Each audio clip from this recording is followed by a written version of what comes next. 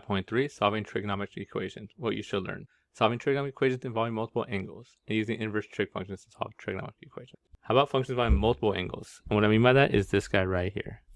See how that's on the inside? This is the same as 2 cosine 3t minus 1. How do we solve this? It's actually a fairly simple solution. We're going to do our same trick. We're going to use W substitution.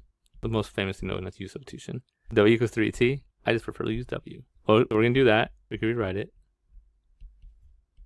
And the trick is we're going to wait till the end. Ignore till the end. Then we'll bring it back. We're just going to solve this like normal. I get add 1 to both sides. 2 cosine W equals 1. Cosine W equals 1/2. Where does cosine equal 1/2 at? Cosine's positive here and here. 1, 2. We're at 3. This is 60, so that makes this pi over 3. And this is going to be 3 over 3. 6 pi over 3. This will be 5 pi over 3.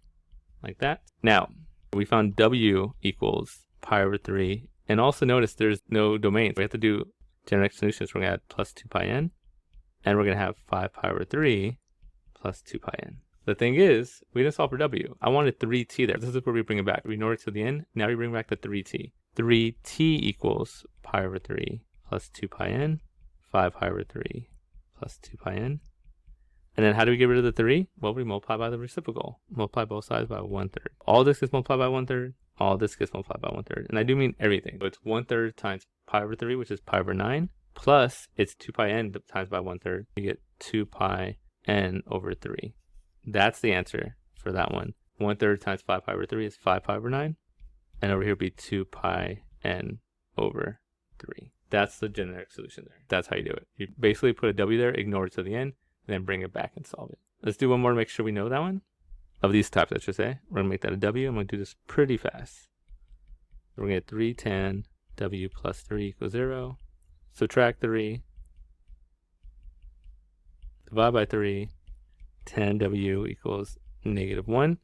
Now, I don't think we've done this yet, but tan could do a -1. Sine and cosine would be a unit circle thing. It would be on the endpoints here. But with tan, you can do it. All students take calculus.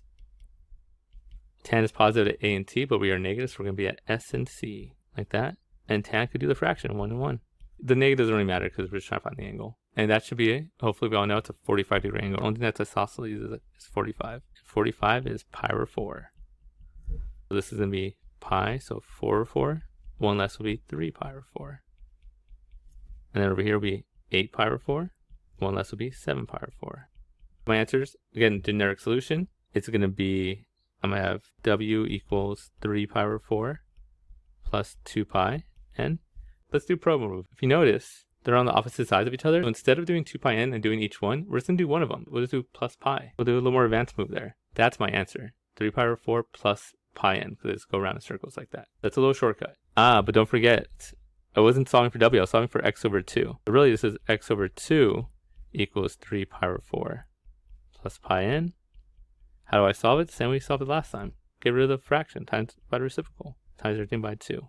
And we get x equals 3, we'll say 6 pi over 4 plus 2 pi n. And then I can reduce this to 3 pi over 2 plus 2 pi n.